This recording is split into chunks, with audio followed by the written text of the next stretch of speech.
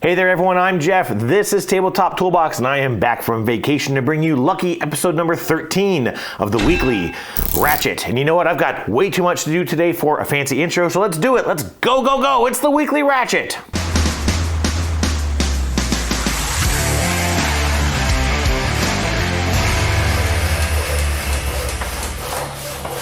Hey there everybody, Jeff here, and thank you so much for tuning in to the Weekly Ratchet. Now, as I mentioned, there's a lot of things to get through today. I've got to make the front half of this episode fairly quick, and you'll see why in just a moment. If you haven't noticed already from the timestamp of this video, it's going to be a long one. But real quick, I want to say welcome to the 60 or more subscribers that have joined the channel since my daughter and I put out our family games video. That was a lot of fun to put together, and a lot of folks have enjoyed watching that video. So if you are watching this after having joined us from watching that, then welcome. The Weekly Ratchet is a weekly variety show that I put together where I talk about board games. I talk about people who play board games, and I think most importantly, I talk to the folks watching this channel who like to play board games, and I encourage a lot of interaction and conversation. So please join in, introduce yourself, tell us where you're from, what you like to play, anything you'd like to share here on the channel, and I look forward to chatting with you down the line. All right, let's get to it real I was doing so good. Let's get to it real quick with some new games I picked up in the past week.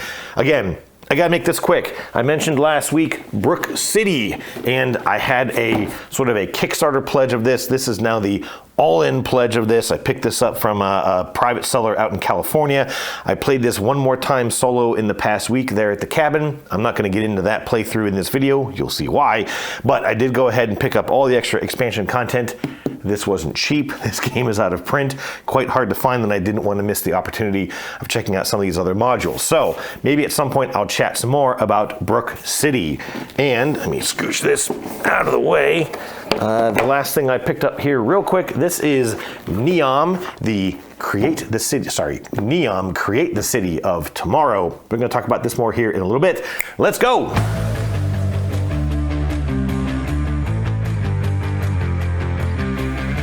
Okay, moving right along into question of the week. Last week I asked you what was your most preferred or most common player count to play games at. And as always, I got a lot of great conversations, so thanks for folks chiming in. Kay says that she likes two-player games the best and that she tends to prefer those smaller groups. And I think, Kay, you should stay tuned for my thoughts on the Neom game I just mentioned. You were talking about Carcassonne and some other kind of lighter games, and I think that one might be up your alley. Rentless said that any player count can be a blast with the right people, and that the only thing he can't really get into is solo games. And you know what, Rentless? I completely agree. I think it is often the players that make the game more so than the game itself. I will also say though that I prefer some solo gaming because it is a good way of getting to know a game a little better, maybe getting a little better at the game, and also I think personally is a better way for me to spend my evenings than watching TV or just playing on my phone. Otherwise though, completely agree with you. Omar Hernandez also said that it's a tough question because it's often game dependent, and that he loves the fact that he can play two-player games with his wife or five-player games with his group of friends. And I do agree with you. I think that you are very fortunate. You've got a great opportunity that you're able to, jump into five-player games with a good group of friends. I do often wish that it'd be a little easier for me to get some extra players into this room to play some games. So good for you. I can certainly side with you on that one. Carl Tunist says that he actually plays quite often at 5 players, but that some of his favorite games are 4-player games, and so that does tend to be his preferred player count. And it's funny, I actually had someone here visiting over the weekend that was their first time here at the treehouse, and they looked around the room and said, well, I'm sure you've got some good 5-player games in here, and I kind of paused and I said, no, I really don't, because first of all, a lot of games are geared in that 2 to 4 player range, but that I almost never play at 5 players, and so I've just never really bothered trying to add a lot of 5-player games into my collection. It's a tough number to accommodate. I can certainly agree with that. Simulation Chris said that he mostly plays at 2 or 4, but feels that most of his games work best at 3, and he can't wait for his son to grow up so they can play some more advanced games. And first of all, Chris, sorry, I think I mentioned in my family video that I thought you had a daughter, so my apologies there. But I can certainly agree with you. I am really excited for my daughter to be able to get into some of those slightly heavier games that I tend to enjoy. I'm hoping that we can get into some of those here in the next few years. Lastly, Mark from Australia said that he likes 3 players best. He believes that it strikes a balance between just 2 players and having too much time between turns. And I think this is exactly where I lean myself. I think that as much as I really enjoy a good 2-player game, I enjoy just the casual table talk and being able to just sort of focus on one friend. I'm not a great conversationalist. I don't do very well with large groups of people. I tend to just get too scatterbrained, and maybe I focus too much on maybe the next thing that I'm thinking about, and I tend to kind of miss some part of the conversation. So I do, in that instance, lean towards 2-player games, but I feel like a lot of games really start to come alive at 3 players when you've got decisions to make, cards that you got to get through, or things that you kind of need to evolve on the table. The games tend to be a bit more diverse at 3 players. You got more people kind of doing different things, getting cards out of the way, clearing out markets, giving more opportunities to you as you're playing. But exactly that, you're not waiting too long before your next turn, as I tend to get a little flustered as I'm trying to focus on the next thing that I want to work towards. And if I wait too long, I literally tend to forget what it was I was going to do. So I can certainly agree with you on that one. I do mostly play at 2 players with my wife, or of course I've often mentioned my friend Daniel, but I love a good 3-player game, and you're about to hear quite a lot about that in just a moment. All right, question for the next week. A lot of my conversation in this past week, a lot of the stuff I've been doing, which you're about to see, has revolved around house rules. We've talked a lot about kind of house ruling and maybe a little variance of a game. And let me explain that just real quick. House ruling is where you maybe play a game enough, or you've recognized as part of a game that maybe just doesn't work for you or for your fellow gamers. Maybe there's an aspect of a game that makes someone uncomfortable, or just makes the game too hard, or maybe takes it a little too much off of theme. And so maybe either you've come up with an idea, maybe you find an idea online, maybe someone has suggested a slight tweak to the rules, maybe something that at the end of each round, we're going to wipe this market so there's a little bit more options for us in the next turn. Or maybe we're going to draft these cards instead of just dealing them out to players. Little things like that maybe make the game work a little better for you. So the question for the next week is, what are your thoughts on house ruling? Do you like house ruling games? Do you prefer to just stay strictly to the rules? And if you are sort of a house ruler yourself, what is maybe one of your favorite house rules, or a game in particular that you think has been improved for you, at least, by a particular house rule? It's kind of a nebulous question, so feel free to answer it in any way that you would like, but that's what I'd like to chat about next week. Let's get to it.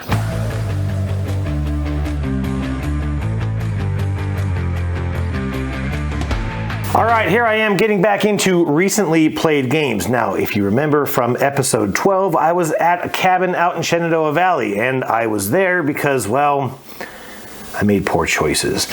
And here they are, the Meeple Society, sitting here in the room, Katy and Greg Bowerly. Mm-hmm. Say hey, folks.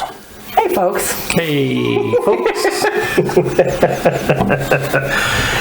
It's been a week. It's been a week. Oh my gosh, it's been a week. It's only been a week? So I met these yahoos back in 2021 at the Dice Tower Retreat in Miami, Florida. Mm-hmm. And, well, the question is if you looked at my show notes, I'm not sure. But here's the question. What was the first game that we played? We just discussed that, didn't we? It was, we pulled out Expand City, didn't we? Yeah, I think it was Expand City. It was Expand City. This is the first game we played at the retreat. This is a city building game. Tom taught us. Yes. Mm-hmm. He taught us wrong, by the way. Just want to throw that out there. Well, left out some, I don't even remember what the key rule was, but he goofed something. I did have a lot of fun with it. We did play with someone who was a little on the aggressive side. Yes, we did. I won't name that gentleman's name. He was very aggressive. But we played this. I thought it was a neat game. I picked it up, obviously. And I do have the Dice Tower Cruise promo tile that's in here. Oh, nice. Nice. It's the only problem with this game is it's insanely long at 2. Yes. But it was a lot of fun, and I picked up a copy. Yeah. You know what? Maybe we should autograph this. Yeah, sure.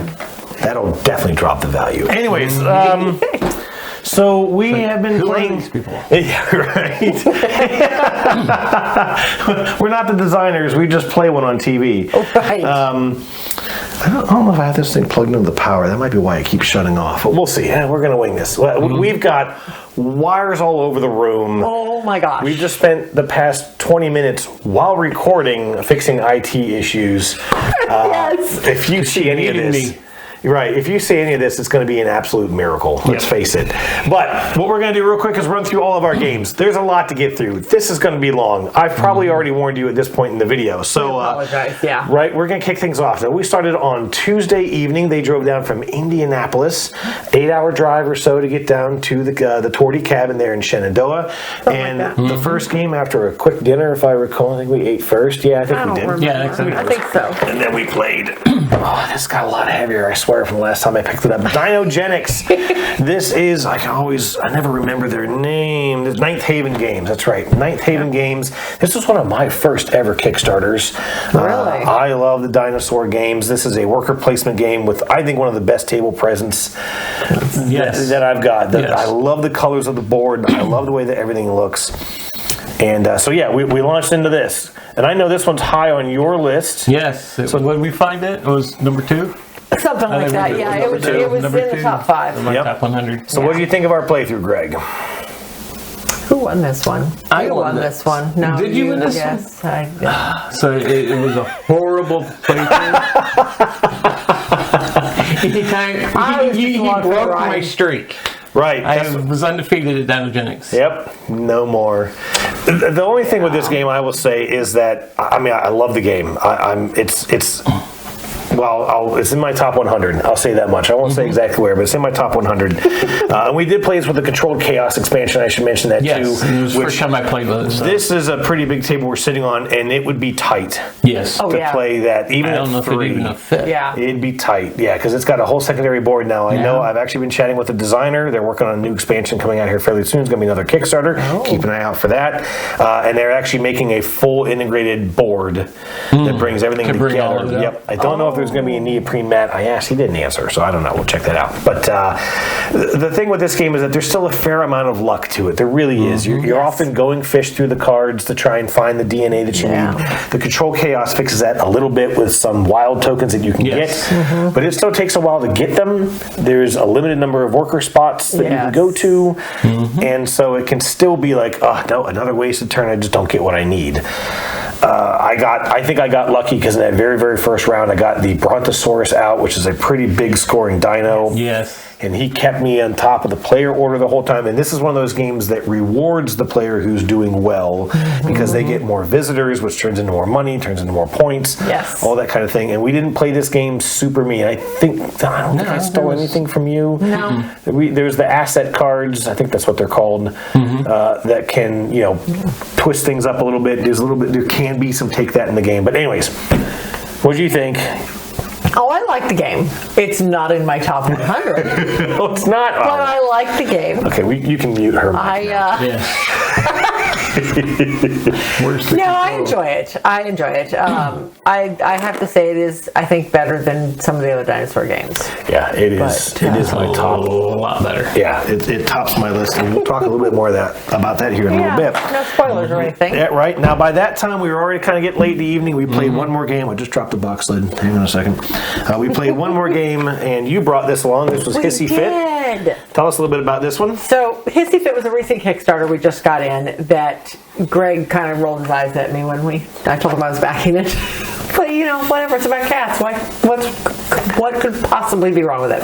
So, this is all about putting your cat into the carrier. If you've ever owned a cat, sometimes that can be challenging. Yep.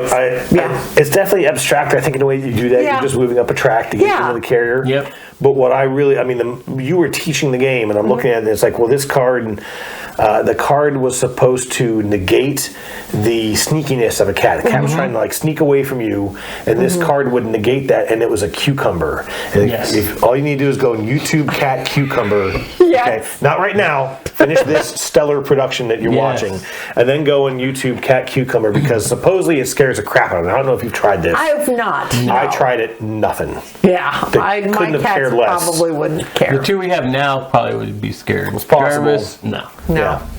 So so it was the cucumber card, and it was, it obviously would spook the cat, and now it's no longer sneaking, right? And I thought that was so thematic from that angle. And you had the catnip card. The catnip card has some really positive effects. Everything. Yeah, and so I really loved it for that thematic aspect, which is why I think I ordered it before we even actually started playing. Well, definitely by the time we were done. By the time we were done, and then even the next day, I think I added like another little add-in. So it's a small footprint. I mean, the whole game I think can take up about this much space. Yeah, I'll be able to play this at the pubs and such with my family, and I think we'll have a lot of fun playing Hissy Fit. Yep, for sure. Up next, no, it's here. We're here. This is you. The You're next up. morning. The next morning, So, that's right. we called it a night at that point. So the next morning, Wasn't it 3 o'clock when we quit? It was late. Something like that. We were talking. But we played apiary. We brought this with us. This is all about, it's Bees in space. bees in space. The theme is that the world has ended. The bees have progressed enough. They have mutated enough that they have taken over. This is a Stonemaier game. yes. Is it the newest? Yes, I believe Published so. Currently, I think Currently it's the newest. Yeah, Yeah, that's right. I think they've done as it of this with time it's the Meeple. newest. And it's kind of a worker placement. It's a worker placement, hand management, resource management. And I think a the lot game to I'm it. thinking of is Teotihuacan. Has this kind of element in that when you pick up your workers, I believe, they kind of pip up and they get a little bit more powerful as they go. I'm not sure if you guys have played that one. Yes. The dice. Yeah. They go up. Exactly. Yep, And they so get powerful. these are kind of like four-sided dice, but in the shape of a bee. They're very cute. Yes. And when you get your workers back, whether you pull them back or whether they get bumped back to you, they pip up, and then that lets you get access to more powerful actions. Then let's talk about scores briefly. I have not won this game yet, not for lack of trying. Neither have I. You've only played once. And that I've still played stands. like 5 times now. I have. I've not lost. Someday I will win. It was like 140 to 90, and I was like 2 points behind you. Yeah, it was. And Greg was just I don't in the know next what orbit. he's doing. Yes. I almost So this laughed, game yeah. sucked. No, I was kidding. I liked it. It was very point salady. It's very just there's a lot of stuff going on. You're trying to manage all these different fronts. It's Many okay. ways to get points. Yep, and Definitely. neat puzzle. It is definitely a puzzle. Yep. Yeah, because you've got 5 or 6 different places to go get the points to. How do you put them on your board? Because some of the tiles you can put ice can react to what's beside it. Yeah. Yeah, it's all engine building. Yep. And I got my So- engine built quicker. And way bigger. Well, you had that one action. You played like 4 tiles on the board, and it was like, well, we're done. We're done. We're done. Yeah. So That was apiary. Yes. You want- Oh no! Here, you take it. Oh, we're I don't have we're a any place model to of put them. organization. We can put them right there. Okay, there you go. We got what? Eminent domain? Yep, this one was next. So I asked you to bring this. Well, I asked you to teach it and play it. Yes. Yeah, it's actually your copy. Oh, it is my copy. This is your That's copy. Right. We didn't bring our. This is the one that you seen and you were very interested and you went out and paid over And they were- prices. I did to pay get a little too everything. much for some of the expansions. I'm not the smartest. And I was man. hoping, it's like, oh boy, I hope he ends up liking this because he paid a lot of money for his copies. On our word. And this is Yes. a TMG game, and the reason I've been collecting that stuff is because they're out of business. Yeah, you can't find them. And it's a deck builder in space, which just top of the level for me of stuff I'm interested in. And I've had some folks say, well, they didn't like this as much as Core Worlds. I don't like Core Worlds. I don't think you guys have played it. No, Again, we have not. Another deck building space, grungier graphics. Well, more art to it, but grungy art. This game's a lot more simplistic, although we only rolled in one of the expansions because already we were getting overwhelmed with a little bit of rules. So we didn't get to play some of the new ones that, well, I haven't played any of it, but I picked up the Oblivion, I think. Oblivion, was the- Escalation, and I don't remember. it's another E. Yeah, I don't know, remember. but we just played. I think just the escalation, which added some extra sort of like militaristic type, militaristic stuff Yes. you could do. I thought I was kicking the crap out of these two. I had I had an 8 card hand size versus you guys stayed at 5. Yes. I was able to start triggering multiple roll. Oh, you do an action, then you do a roll, and everyone gets to copy the roll. And I was able to do 2 of those towards the end of the game. I had some cards that gave me extra actions. I had some stuff going, and I lost. You had a good engine going. I did. And Greg still beat us. But you were just doing that hard combat route. Yes, I went 100% combat. And he just had higher value systems than I got. But I still really enjoyed the game. I think I can get my wife to play this. I'm going to look and see if there's a solo mode, but there usually isn't for deck building games. I don't think there is in this one. I think my friend Daniel will like this. So I'm looking forward to digging into this a little bit more, checking out some of those other expansions. Yeah.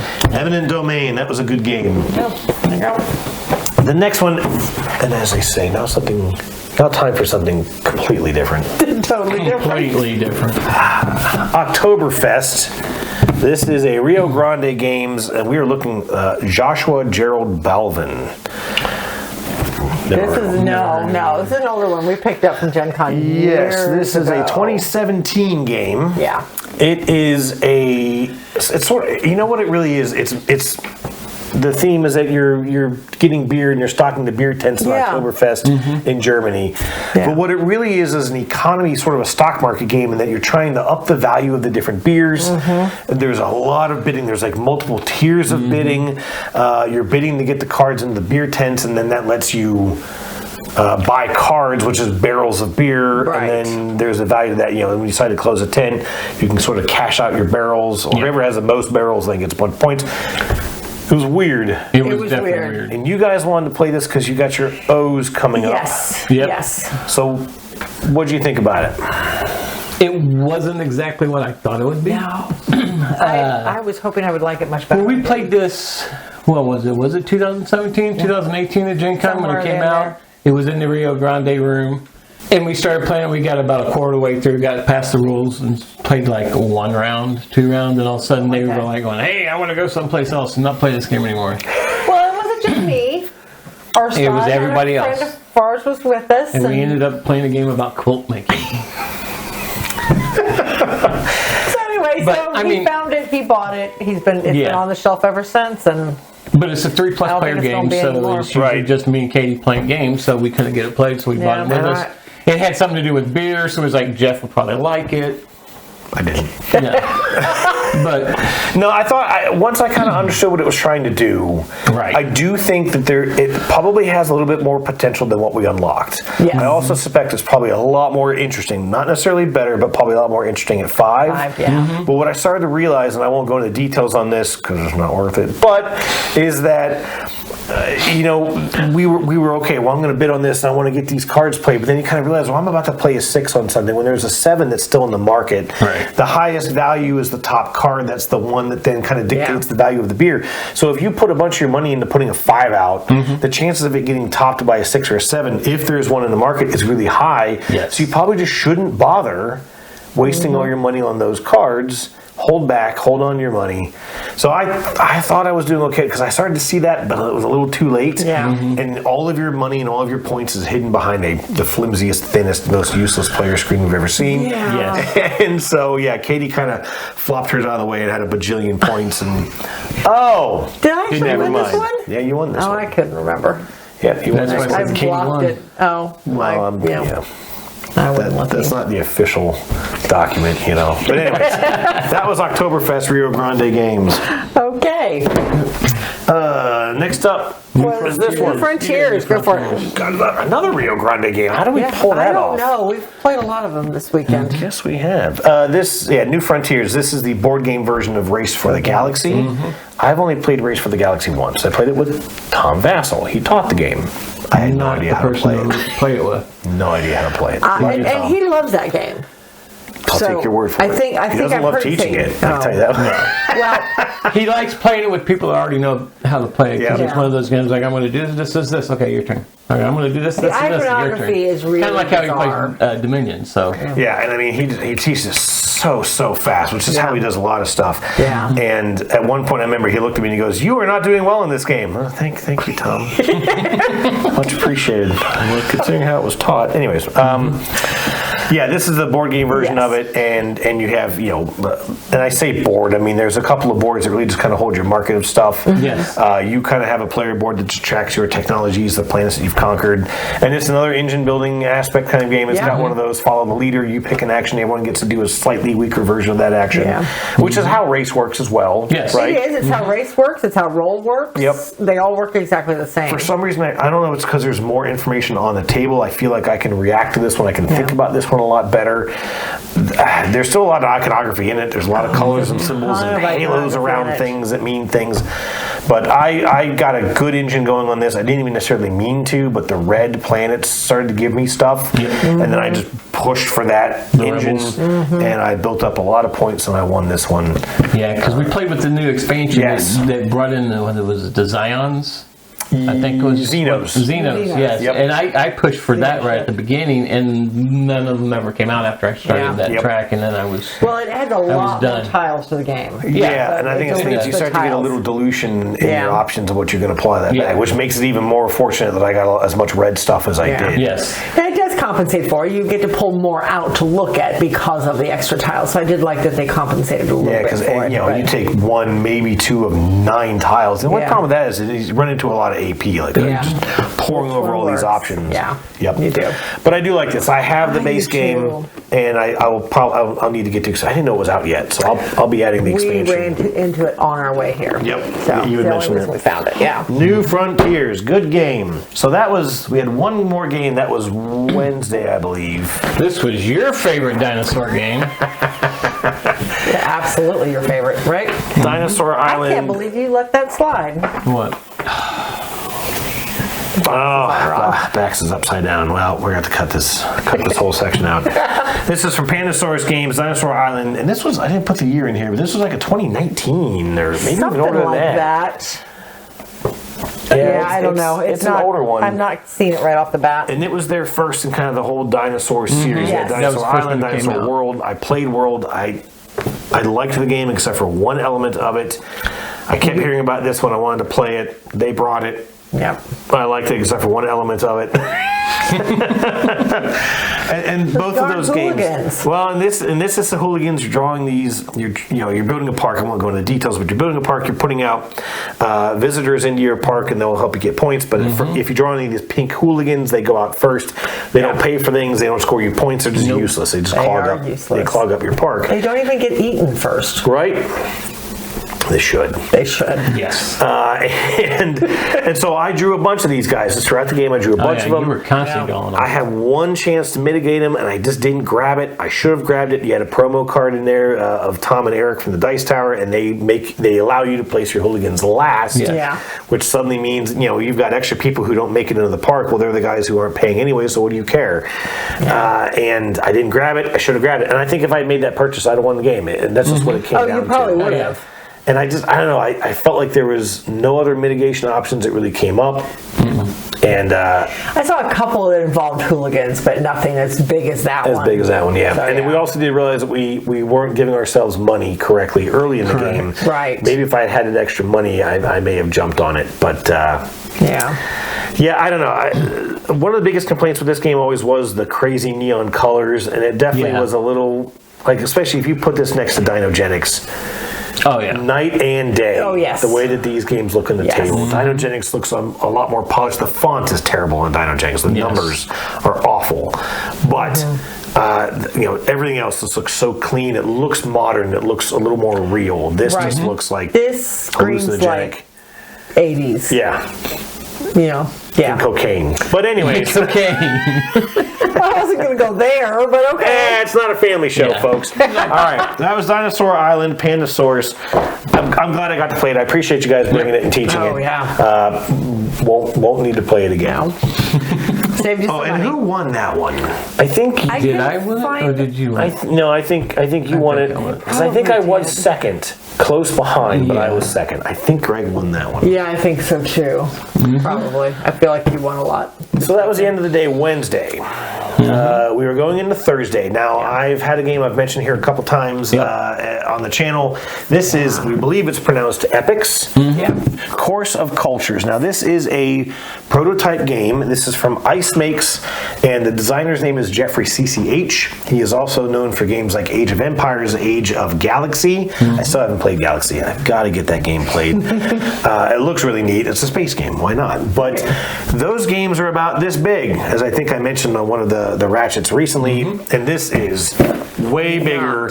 Yeah. Now, this isn't completely filled, but there is a lot of stuff in this box. There is. In that box. And I can't begin to go into all of it. There will be a preview here on the channel, and it's got to come out soon, because I actually think this game might be launching. By the time you're watching this, it could be as early as tomorrow that this game is launching on Kickstarter.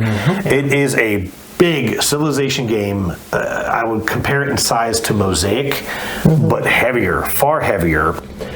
You've got a central board. You kind of need to expand across the board. You're trying to collect resources, although the resources are just giving you production, and there's this whole production versus demand kind of a thing that goes on in the game that gives you points. And culture, you're trying to race up this culture track, which just converts to straight victory points at the end of the game. You've got to kind of manage your military strength. Maybe you don't. Maybe not. You just don't know what's going to come your way. You don't know what the other players are going to do.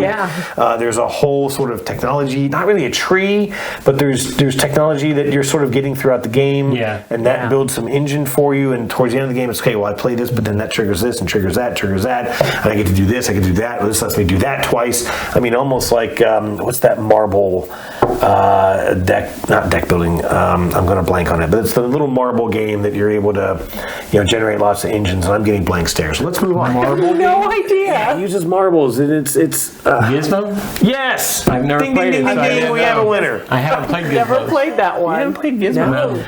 Gizmo does that a lot. Okay. I knew it wasn't push and explosion, but no. At first you do this action, and then later on doing that action lets you do this action, but then doing that lets you trigger something else. And we did have that challenge of, okay, wait, did I get everything? Yes. But what did you guys think about this? I loved it. Oh yeah, it was a great game. I think it's supposed to have battle in it, but you can completely once the barbarians are gone, there's no battle if you're not wanting to battle against each other. Yep. And then there's the whole wonders that you can build that gives you more stuff. But I got like one wonder built. Somebody kept hogging the wonders. Oh, look at this. If you look right here. So. But no, the game was great. We were surprised. I mean, because you said it had a mean take that a little bit. That's what I was worried about. Confrontation, area control thing, and we didn't have a problem with it. And what we realized was that the fighting comes at a pretty hefty cost, because you have to declare yourself what was it? You had to declare yourself a warmonger. Warmonger, yeah, and then you're going to lose points. So yes, it didn't. Like I said, it didn't seem to be the right path. A good thing to take, because there was no way you're going to win that game if you were a warmonger. I think so, because it says that you get a lot of benefits when you fight, but from the looks of it, you really don't. Yeah, because you get to take things from the person you're fighting if you win, but after that, you're going to lose points and everything. Because you might get 2 points worth of stuff and then lose 3 points at the end of that round. So I think if you take the battling out like that, it's not going to hurt the game. I would tend to agree.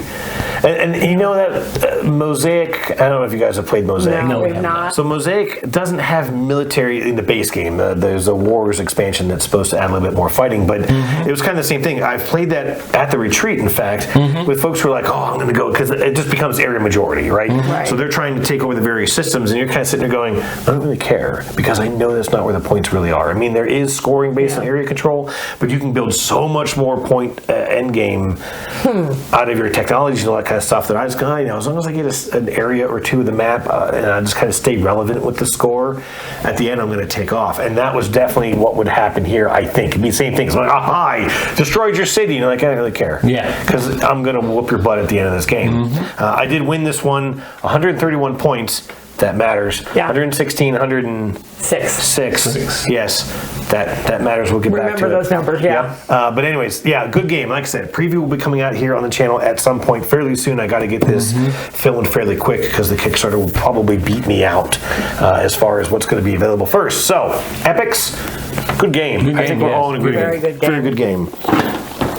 All right, up next was Neon. I'd never heard of this. Create the city of tomorrow. Create the city of tomorrow. We'll talk about that in a second. Well, yeah, I know. I'd never heard of this, so tell me about it. All right, so this is a 25 grid city building game. You are doing It's Drafting. been pegged as drafting. SimCity, Thank the you. board Why game. couldn't I remember that? But anyway, you are drafting tiles throughout 3 rounds, throughout 3 generations, and placing your tiles on your board. As long as your roads hook up, you can place them, but gotta be careful about pollution, things like that. Yeah, there's a lot of, if you think about it, have you guys played Suburbia? Yes. Oh, yeah, we've had a conversation. So, yeah, Suburbia is a tile placement. No, it's hexagonal tiles, Yes. but there's a lot of Square. adjacency things. There's a lot of, things may trigger for your city, things may trigger for other player cities. Yeah. This one has that interaction in that you produce a resource that, at least initially, other folks may not produce. They can buy the resources from you, and there's no actual resource tokens. You just, Yes, you just generate. If you got it, you have it. Yeah, Your and they can city just buy generates some them, from so- you and you get the money.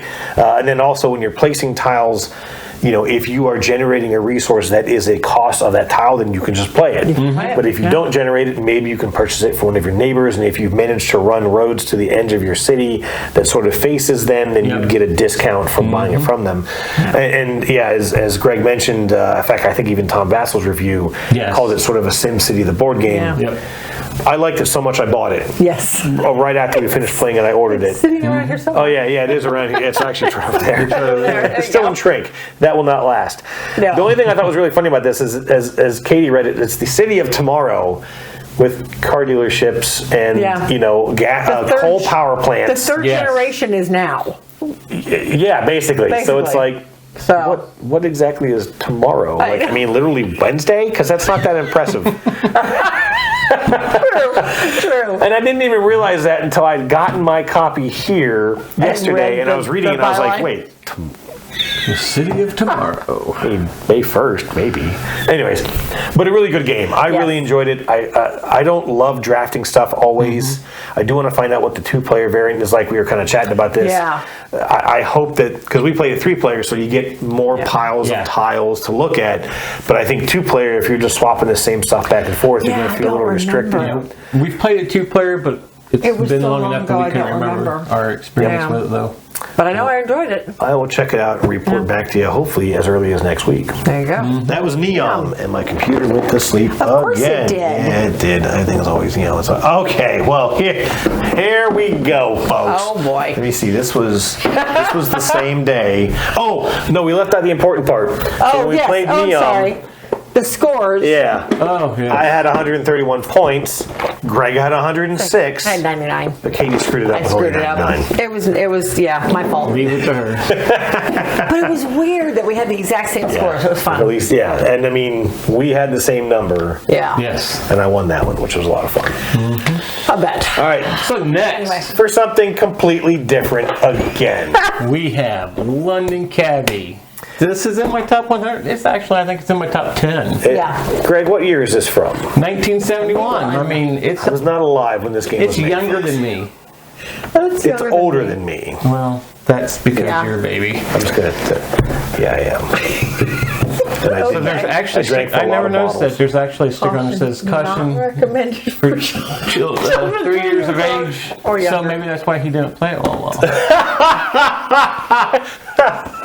Anyway, this is all about being a taxi driver in London. You're driving around London, picking up fares. You've got these little bitty plastic cards. We have actually blinged this up, so it's a lot easier to play. with stickers and cubes. Yeah, I want to mention they blinged it out by adding cubes with stickers on them. And we It put stickers worked. on the Bling. car so you could tell, because And little meeples. Of course, Yeah, the yeah, original came out of Dinosaur Island. But Yeah, at least whatever. one or two of those were hooligans. the original game, you have 2 cabs, and you're driving around, and you have no way to mark where you're going to. You got to remember where you're going to, and Well, yeah, 'cause and where the jobs are at. So you're constantly looking at that, then looking at this board that really doesn't have any grid to look at to try to Right. figure out. It's like, where's this thing at?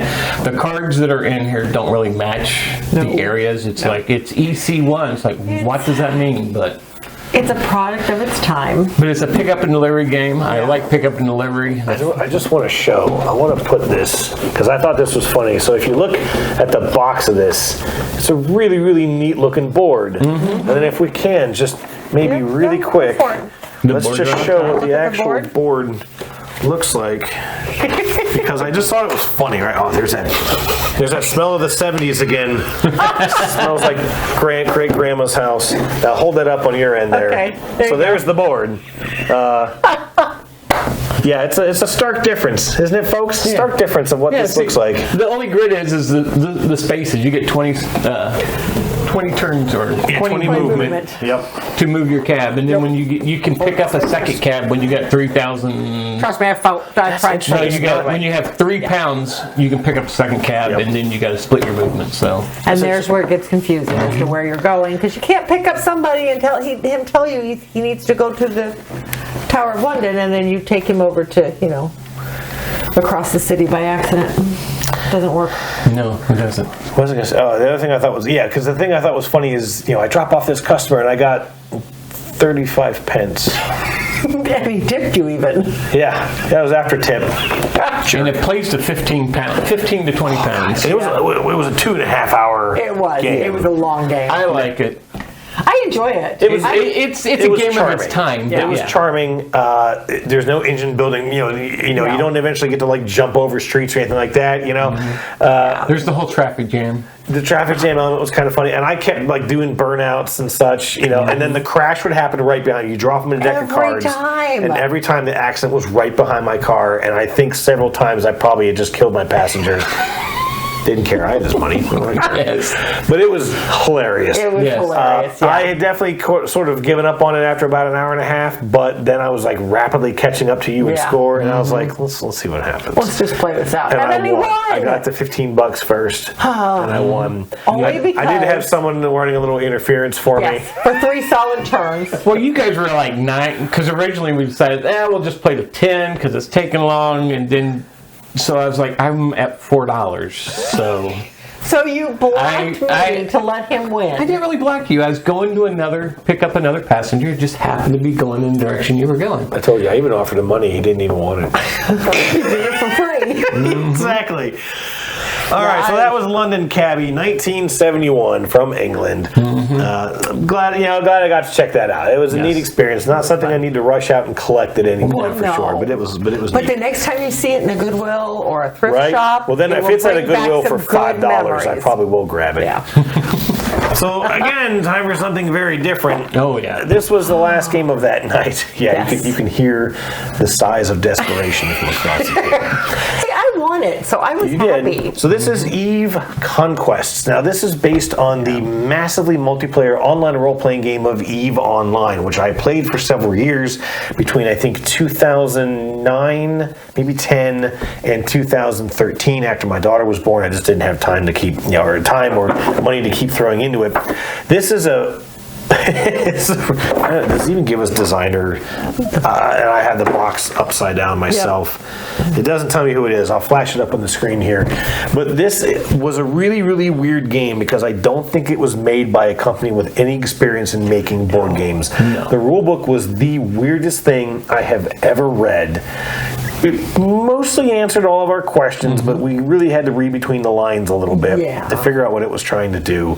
But it's an area control game across, 60-something sectors of space, all from the EVE Online universe. And it was definitely nostalgic for me because I was like, there's Lone Trek, there's the Citadel, there's Branch, all the systems that I played this game in. But other than that, it's basically just text on the board, right? Because you're putting out these poker chips. I think this game did poker chips possibly before there ever was chip theory games. Probably. But you're putting out these plastic chips that represent your ships of the 4 different factions in the game. And then all you're really trying to do is you're trying to control sectors. There's 7 sectors on the board at any given time that are scoreable, and you have to either control 2 sectors with the same letter or of the same of 3 colors of the nebula around that system, which that isn't a thing in EVE Online. And so if you just have a command post, whatever they called them, control token, whatever, outpost. You got an outpost in to those regions, then on a certain type of turn, you could, score it. Yeah. And it uses that, I think it's called the Ratchet or Rondel system, where depending on the strength of your action is how long you have to wait until you take that action again. Except that you have 3 different tracks, and they're all in your player symbol, but different colors. So we literally had to try and turn these things facing us so we can keep track of who was actually supposed to go next. It was weird. It was a weird game. Weird. And I think that by the time we kind of realized, I think we were literally playing it wrong, not in the fact that we weren't doing the rules, but, you and I, Greg, were amassing these massive armies because we were so nervous of each other. Yes. But then, I was just out there spreading out. Yeah. And then if you go to battle, it doesn't really mean anything, because if I attack you, take it over, and you're on a green circle, and you don't have any green cards, I wasn't going to get any points out of it anyway. Yeah, so it's exactly. And if you were battling over a system that didn't even have a command post, and you weren't going to get anything anyways, and by the time you had that many ships, we duked it out, and we took off like 4 ships. Yeah. Which made no impact to the status of the game. It was a complete waste of an action. And by the time we realized it, I was like, oh, crap. And then, Katy just kind of stuck in from behind and goes, okay, that's my last thing. And she scored last points. Now, I was a point away. You were. And I didn't realize what that... So there's card play in this, and you can kind of get some extra actions, maybe, if you get the right cards. The cards were weird themselves. They were. In what they did. But I played a card that all of a sudden said, well, all of a sudden you kind of score double for certain systems. And I was like, oh. But I was 1 point shy. And the scoring is, you determine this, where you're going to... how long the game was going to be by where the points we scored. Yep. Yeah. You could set a limit to the score, but then there's another way that you could set like 21? I don't remember. We did 20. We did 20. 20, and I was at 19, and then you shot like 27 or something. Yeah, something like that. 19, I had 6. Yep. I'm glad I got to play this. I really appreciate you guys humoring me on this one. I don't know that it'll see the light of day again. Yeah, you were him-hawing about, do I play it, do I not play it? I tell you what, we'll play it as long as you play London Cabbie. I was afraid you weren't going to like London Cabbie, but... Yep. You had fun. I'm probably still going to hold on to it just for that nostalgia factor. There is a new Eve game I've talked about on some previous Ratchet episodes. And I think when that one comes out, this one's just going to sit and collect dust. But I am so glad that I got to check out Eve Conquest. All right. This next one, so that was the end of... That was the end of Thursday. Friday morning, we had to pack up the cabin and roll back here to Ashland.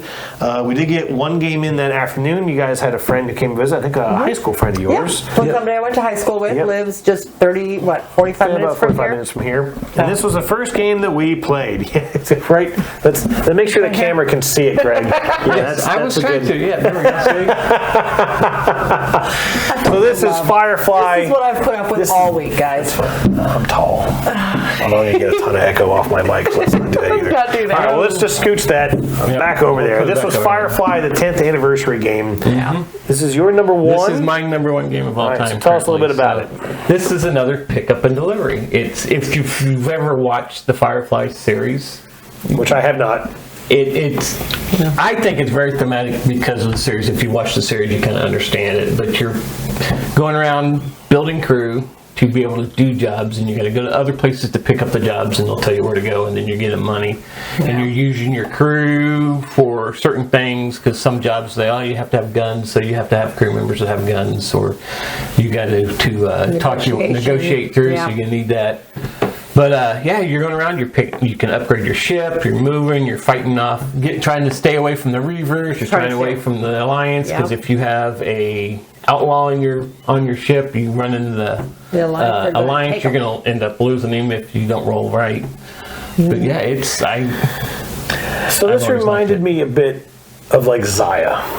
I haven't played that. I don't think you guys have played Zaya. So Zaya is another huge open world game. Now this one doesn't use a hex or a square system. It uses these sort of weird orbital areas around like a sector or whatever it is. Yeah, key points in the universe. And there's this kind of weird intersection of lines, but you can cross any line. That's a movement, right? Yeah. And so that's how you kind of track your movement across this really, really large play area. Yes, it is. And the difference between this and Zaya is that in Zaya, and I've seen a game where someone, okay, my first turn, I'm going to go over to this ice belt, I have to roll a die, and I'm dead. Ship just blows up. So there's no destruction in this game. You don't die. You can't lose your captain. You can lose everybody else, but Yep. you cannot lose your captain. And that happened to a couple of you guys. So I played a super minimalist game of this. Admittedly, I was exhausted. I was really tired. I had not been sleeping that much at the cabin. None of our faults. I just wasn't sleeping well. This is what it is. And so I was really tired. And I was like, look, I'm just gonna focus on one path. My captain was a mechanic, and he had some decent abilities. I had a decent ship, and I basically just went around and looked for very simple pickup and delivery, like actual pickup and delivery. Because I think a lot of the missions are not necessarily pick up this and deliver it here. No. It might be, go over here, and if you have a certain number of symbols, you just get money. Right. Yeah. You go over and cause trouble. And I like that. Yeah, and there are some you can just go and you can misbehave, right? Which I don't know what that means. I've never seen the show, but I got it. I understood it, and I definitely. I mean, I've never seen the show, but I can understand. I can see where there is thematic elements of it and connections to that show. That IP is, I would say, definitely very present, strong. Even though I don't know it. But I was like, I'm just gonna just do one thing, and I was also doing a lot where I would have 2 active missions at a time. I'd go and pick up, go and pick up, go and deliver, and that efficiency, which is how I love playing games, really, really worked out well for me. And I just kept my mouth shut the whole time. And last thing I realized, okay, well, I've met all the mission conditions, and I have one space from the end point to end the game. And it was like, oh crap, how do you do that? I was sneaky. I was misbehaving. You were sneaky. Yeah, we played the very first. Yeah, we did the easiest one because you and Lisa had not played it before, so we played it. But there are a lot harder ones in there. Yeah. And there are a ton of them in And this. I think that's because I might have already purchased this by now if I didn't know that was the easiest game, because I just don't know who else. Like, my wife and I have never watched the show. Now, we've talked about it. We might still try and watch it. And maybe that might sort of influence, hey, let's get this. Because I do feel like it might be a little slower at 2. I mean, not necessarily. No, not really. Yeah, not really. You'd be a lot more spread out. Right? It would be. And there's really not a lot of interaction in this game anyways. There's not. Other than, there are cards that say, hey, move one of the Reaver person to your right, move the alliance. Yeah, kind of possibly messing with one of your opponents. Because, that didn't happen at all in our game. What are you talking about? Oh, look at this over here. Yeah, all 3 of them. Box is really all cool. 3 of them did it to me. Oh, I'm too nice. I'm too nice when I play games like this. Yeah. Because hang on a second. Let's talk about that for a second, shall we? Because her friend Lisa gets a card that says, well, you can move the bad guy, whatever it was, next to one of your opponents. And I was like, hey, your friends are there. She goes, you don't need to tell me. I'm plenty mean enough. Wham! Right next to Katy. On top of me. Yeah. And then it got to move away, and then I got the option, and I'm going to put that right back where it was. And then she had to deal with it. Then, when the role was reversed about, I don't know, half an hour later, you're like, I'll put it over here, Lisa, because I'm nice. I'm like, what the hell? She would throw any of us under the bus. I've only known her for a few hours. She'd throw any of us under the bus, and you're like, we're friends. I'm so glad we're friends. Bullshit. Anyways, I liked it. Won. I did win. I really enjoyed it, and I see all the elements of it of a game that I would really like. I just don't know that it's worth. This is at least $220. I don't know if it's worth adding, but it inspired me to try again to get the show watched. Yeah. So, I'll give it that. It's a good one. Yeah. Firefly. All right, next was. Yep. So that night we had some dinner. And then to Japan. You guys really wanted to play Let's Go to Japan. Now, I've already talked about this a good bit on the channel, so I don't need to preface this too much, but what did you guys think of it? I really talk about what you guys enjoyed thought. it. I really enjoyed it. I love I was a travel agent for many years. I don't know if you knew that about me. I probably did. I was a travel agent for about 8 years. So this brought back a lot of memories of planning trips and doing that. So I really enjoyed it. Yeah, I mean, at first I was a little confused with it, but as they'll say, it's any game. But it's normal.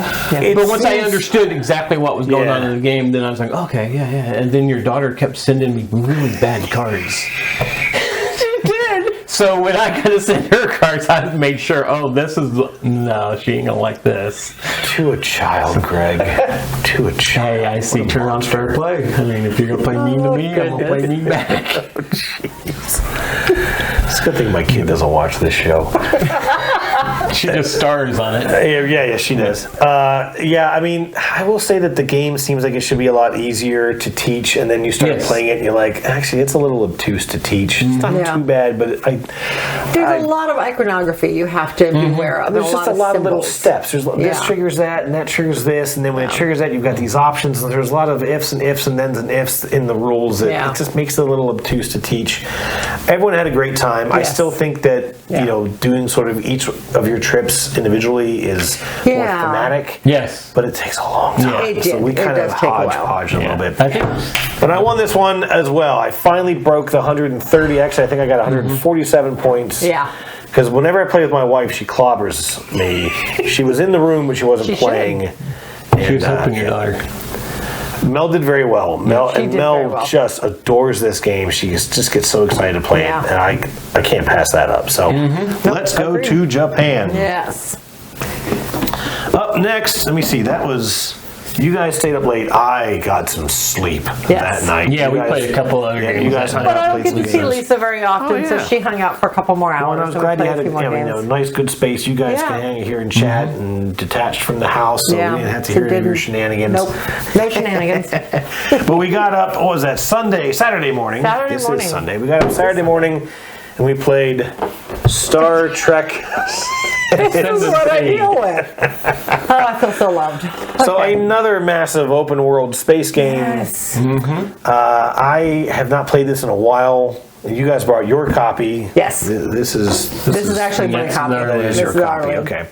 Because they had to get it played from because their you'd collection. already put yours away, and never mind. Yes. No, I meant why we had to. Why you had to bring your copy, despite the fact that I had the game.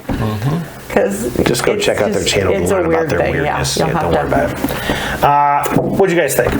I really liked it. I really enjoyed it. It was better than I was hoping for. Because at first I heard it was it's battling, it's area control. Well, when we played, the three of us played, there's really no battling to it. But we are kind of Care Bears. We're Care Bears generally, and so we don't do. And I don't trust this guy as far as I can throw him. So I kind of let him stay in his corner, and I stayed in my corner. So I hooked you guys up, I was trying to stay to myself. You were connected so far away from me that I didn't have to worry about it. He was your problem. He was your problem as always. I can see where some aggression could come in. There is potential for it if that's the type of game you want. Yep. We just went after the straight exploration aspect of it because I was playing the Federation. That's and even if the confrontation came in, I don't think it's a really mean confrontation because it's.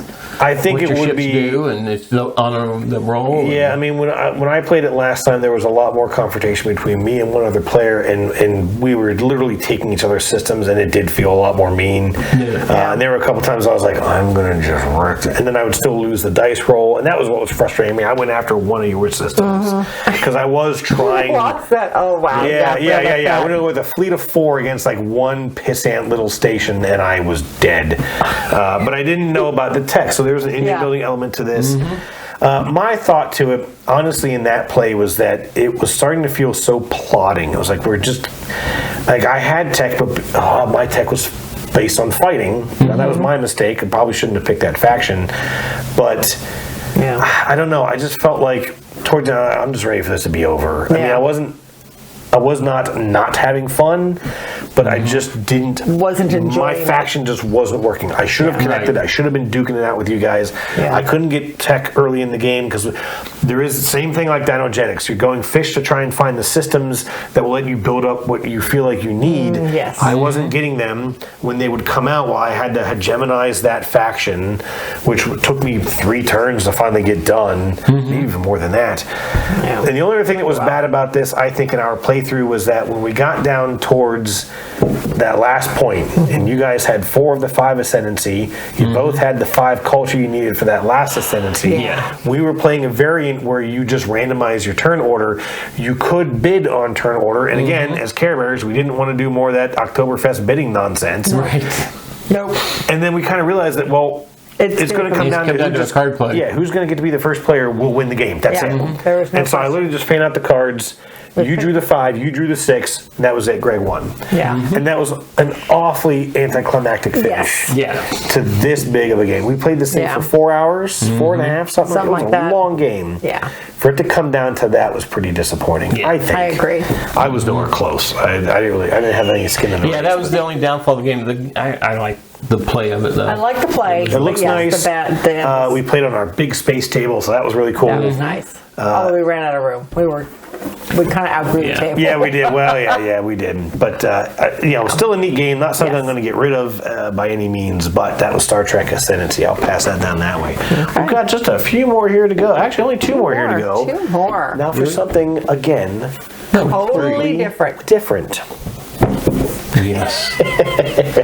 So this is Flick of Faith. Now, I mentioned this in a previous episode when I got this game. This was from a math trade. We'll only talk about this for a second. So it's a dexterity game.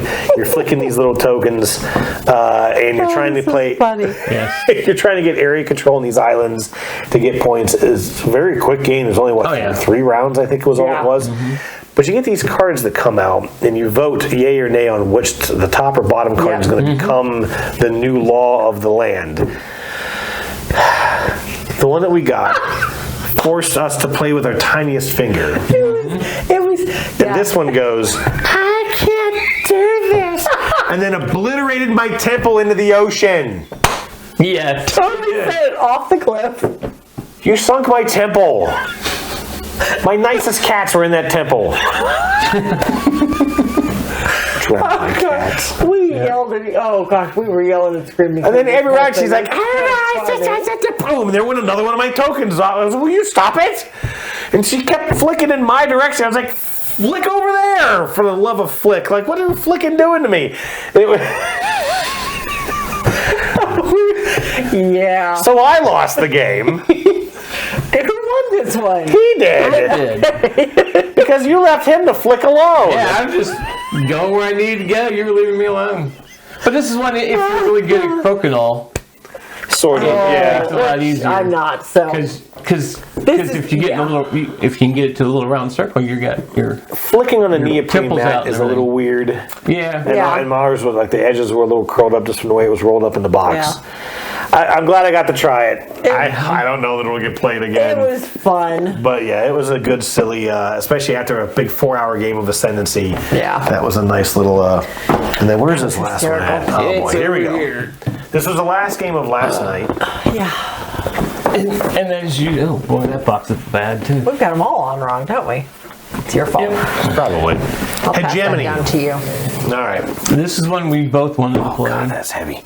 Yeah. Yeah, this is Hegemony. I just recently got this. I think I mentioned it on the channel as well, and I recently acquired this. This is the second time that I've played it. I only played it at 2, so this game is massive. We cannot begin to get into everything that this game does. And in fact, you know what? Here's what I would like to do. Before we get into any storytelling, if you had to score this on a 1 to 10, oh Lord, just alone, what number would you give it? Maybe a 7. Yeah, I'd probably go 7 too. I like what it does. It's just really long. Yes. This would at least be a 9.5 for me. Really? At least. And the thing is, and all I'll say is this, is that I think of all the games that I have in this room, this is the smartest. Oh, I'll agree there. This is the most, I think, just brilliant. Well, what was it Daniel said last night? Literally life the game. Yes. Not, This is so much.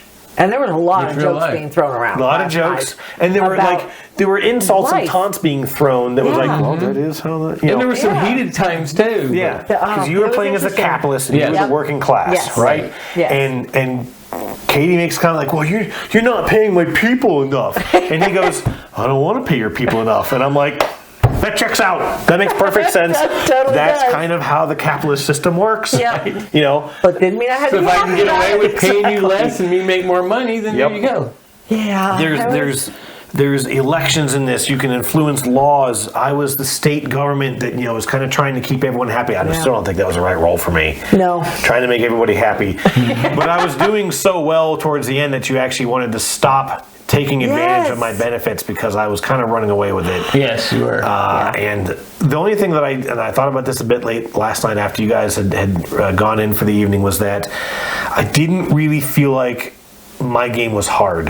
No one's trying to keep me down. Right. The only thing that you could really do against me was lower taxes, which helped you, but then put less money in the state's coffers, which then means I couldn't necessarily run all my programs I needed to run. But by the time I think even you guys realized, like, oh, geez, we need to get the taxes down, it was almost too late. Yes. And I had a couple of cards late in the game Yeah. that just gave me some extra money, which then I was funneling to you guys, like, oh, we don't even want it because we don't give you points, which is fine. I get it. But I just... Yeah. We had to watch a video for an hour and a half on how to play this. My Yeah. friend Daniel joined us, and he was texting me just before we started recording that he said that game was really neat, but I don't know, maybe too much. And I can see It that. is a Yeah. lot. But I still think that once you kind of learned your actions, you're like, okay, I know what I need to do. Yeah. But you only get 5 actions per round, 5 rounds. There's only so much you can influence in that game. There are a lot of times you should have been pushing some bills for higher pay, which Daniel would have backed you up on. Absolutely. And But there was so much else I needed to do. that's a challenge I think you guys had. I think as the state, I didn't really have to worry about that too much because I just need the money so I can give it to you yahoos, which just happens to give me points. And I broke the bank on you the one time, and you ended up having to sell me your only medical place. So You I did was that. basically controlling all the medical. And I still think the reason that happened though was that we didn't adjust the taxes correctly, Yes, and I should have actually you made a weren't little bit getting more taxes money for right. I think 2 rounds. Yeah. I think I cheated myself on some taxes. Yeah. And so I had to take a loan, but I was able to get rid of it pretty quickly because I still got a bunch of money back. Yeah. And I did that. Yeah, I sold you a business. I privatized the healthcare sector.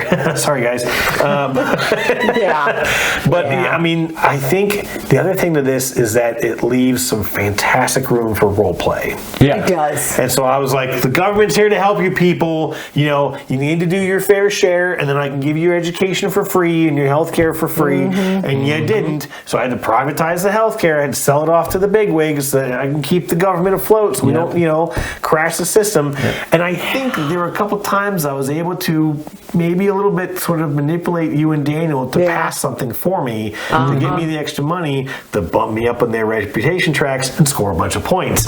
And again, it's brilliant. Yes, it's brilliant. it is. It's hard.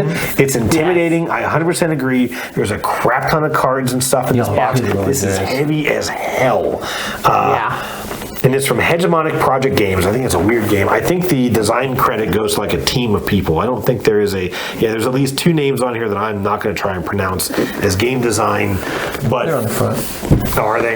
Yeah, I'm still not going to try and A pronounce bunch them. of letters. Yeah, a bunch of letters, Brilliant game, and I think I'm going to leave it at that. It's a fantastic game. And then I actually did leave this last one off the list. I wonder why I left this last one off the list. I can't don't even know. imagine. I mean, guys, it's nothing personal.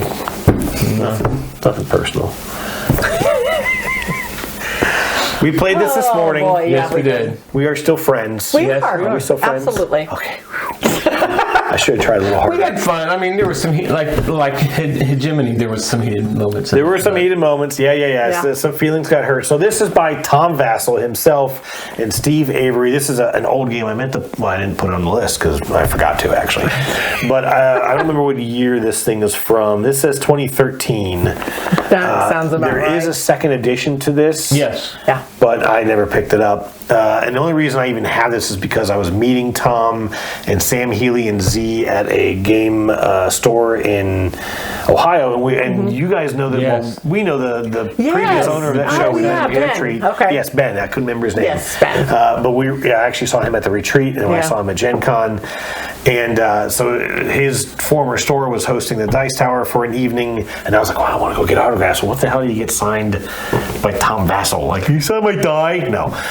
So I grabbed this on the internet. I may have been off of Amazon still, and my copy, which I think this is my copy, right? No, I think that's all right. That Is it? No, I thought I No. pulled it off the top of the shelf. It's mine. Nope. Yeah. There's the autographs. Yep. And I'm going to possibly bring the lid of this to the retreat this year and try and get a couple more autographs because Eric Summer is in here, Jason Levine is in here. You said you Yeah, got I've already got Z. Z. Okay. Z's on there. This is it's basically an area control game, but you're controlling gangsters. Yeah. And then each gangster has special abilities and possibly points of money that might give you at each round. And you're just trying to kind of maintain control, try to be an asshole, and score the points. Yep. That kind of sums it up. Pretty much. Oh yeah. What do you think? Because this is your first time playing this, This is right? our first time playing it. We've owned it for a long time. We've had it for quite a while, and it was. I thought we had gotten this out before and tried playing it at a 2-player, and then realized it was a 3-player game. Yeah, no. Because I remember the board, I remember seeing everything before, but well, because we repackaged it. We bought it on eBay. It's interesting. The best word you can come up with. I see what it's doing. I like what it's doing. I don't know that it'll ever come out with just us. But yeah, this is one of those games you got to go in and you're going to get mad at people. Well, and you're going to be mean to people, right? You're going to be mean to people, yeah. The only thing, and we were talking about this a little bit over at the house before we sat down here to film, was that in a 3-player game, and I think this only goes up to 4. 5. No, it goes up to 5. Okay. Is that in a... This lid's also wrong. Wait, I'll tell you what. I mean, like almost everyone. In a 3-player game, so one of the things you can do is you can blackmail a gangster. So you may not control it, but you kind of own them in a way, right? Yeah, you can kind of decide what they're going to do. Right, so the controlling player makes the decision, but it has to be at the approval of the blackmailing player. Well, in a 3-player game, if I control it and you're blackmailing me, you're going to get hit. Yep. And that's all it means. And so it's kind of like, especially towards the end when we had a lot of blackmail tokens out. Yeah. And it was like, well, okay, I get to do this, and let me guess, I got to take it from her. Yeah, I'm going to.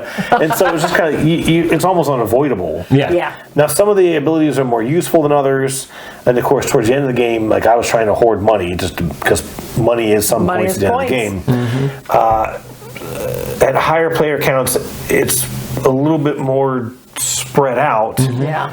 But then also you got a lot more people who just decide this guy, we're going to make this person lose, and that person will just get hammered the whole game, and it can be frustrating. I've played this once before at 4, and there was an individual at the table who was, let's just say, a little under the influence, and it got a little crazy, and I kind of packed it up after that, and it has not seen the light of day until today.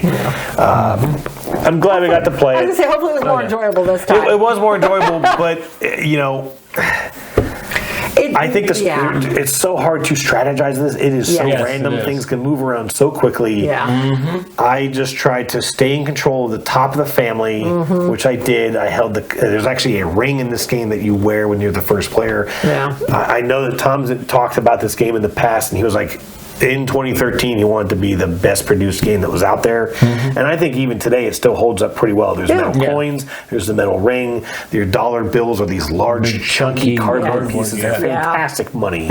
And it's still great production. The art's, I think, still holds up pretty well. The board design's a little iffy. But anyway, so that was nothing personal. The last game that we played today, I think we're going to try and get in one more thing today, but we haven't talked about it. Yeah, we haven't decided what yet. So, all right, let's do this. What was your favorite game of the week? Maybe your favorite game experience? And I know I didn't tell you this was coming. I was going to say, way to put us on the surprise. Favorite game that we played or experience? God, there's been so much laughter this week. Oh yeah, it's just been all right to play. I'm looking around at some of the things we laughed at. Right. That's not bad. I did all the craziness going on with what was that game? The Flick game? The Flick of Fate. That was hysterical. I did like the fact that I got to play Firefly again, and I got to play Dinogenics. Again. Some of my favorite games. Yeah. And London Cabby. So those were. You got to play 3 of his top 10. Yep. Yes, I did. Yep. Yeah, I'm not sure how that worked. I did really like playing Ascendancy. I mean, I had been looking forward to playing that game for so long, and then you brought it to play. I'm glad it measured up for sure. Yeah. It's when we want to go home now play the board because we already had the board. Yeah, we have the board expansion. Board was up there. And we have a couple friends who love cooperative, and I know that makes it cooperative, so I'm pretty sure we can get them to sit down with us and play a 4-player. Very hard, I've heard. Very hard. Oh, they will love it. They will like that. So, I don't know. Mine would have to be all the laughing with Flick of Faith. Oh. We also had some really, really... in fact, I think if I had to really pick... Probably the just silliest fun we had was probably London Cabby. Oh my gosh. Yes. Because we... we were taking pictures of my car wedged up behind her Yes. car, and I was going to like green screen in us just like yelling at each other from the windows, "Get out of the bloody way, madam!" You know, that kind of stuff was. We were laughing pretty hard at that one. Yep. Yeah. Yeah, even, that was- even the annoyance of somebody blocking my move for 3 turns in a row. I loved it. I thought it was She almost great. drew blood. Yeah, and that night too. Yeah. Yep. Yeah, that was boy. definitely a lot of fun. I did love getting the Hissy Fit. I cannot wait to play that with my family. Yeah. I think my girls will love that. Yeah, that'd be a good And I'm still really torn on that Firefly because. Well, watch the series. Yep. Determine Yep, if you yep. like that first, and then I'm gonna watch like an episode and be like, I'm just gonna buy it, and then I'm sure I can get her to come around. Hi, honey. well, love something you. tells me she will like it anyway. Yeah. So we'll see. Yeah, She and I mean, likes- you know, it's funny because I talked about Zaya, and actually it was a week or so ago. She goes, "We should play Zaya again," which we've only played it once. really. It's not a hard. The hardest part of that game is just learning the mess of rules. Yeah. Because every space acts differently. Every region of the Oh. board acts differently, and of course you're putting out all these tiles. Anyways, but it is just it's a kind of a goofy, silly open world. What do I feel like doing? Which is Yeah. very much like Firefly. Yeah. But Firefly feels so much more structured. It's so Yes. much. Yes. It's really just so much simpler. Yeah. And there's no threat of instant death. There's no, I'm going to come over here and start taking your stuff. I mean, there is that. There is expansion the There of is the one expansion. expansion that and we does just that. wouldn't use it. And Yeah. I don't know that you guys would use it either because No. you We are so never have used it. non-confrontational. No, we've tried it once. Yeah, and I don't think you. And And it kind of, it. I think Justin was playing with us. Yeah. And it that kind doesn't surprise me. of pissed her off because I think Justin came in and our oldest son, Justin, was gonna say, that's your came oldest in and son. took one of her. I think you had River, I probably had River with and I think me he and- came in and yeah. took River and got the Probably. bounty on it. So Yeah, I feel like that would be a game that, you know, again, we could just kind of sit over a casual Sunday and just kind of play throughout the day. With the only exception, it takes up a ton of space. yes, it does. It does. It is a big honking game, and Yes. of course that map that you guys have has the expansion stuff all in it. Yeah, So it's one all- huge everything's right map there. Yeah. that has everything onto it. But Yeah. yeah, that was it. Well, hey, I think that kind of wraps up our games of the past week. It has been a long list, and if you're still with us, I greatly appreciate it. Thank you so much for tuning in. Thank you too so much for coming in and hanging out. Oh, yeah. It has A been blast. a hell of a fun week. Yes. I'm glad we're all still speaking to each other. Right. We touch and go through a couple times there. But the government was here for you. Oh, I'm glad. Don't forget. Folks, thanks so much for watching. I'll catch you again next week. Thanks for tuning in to the Weekly Ratchet. We'll see you again soon. Cheers.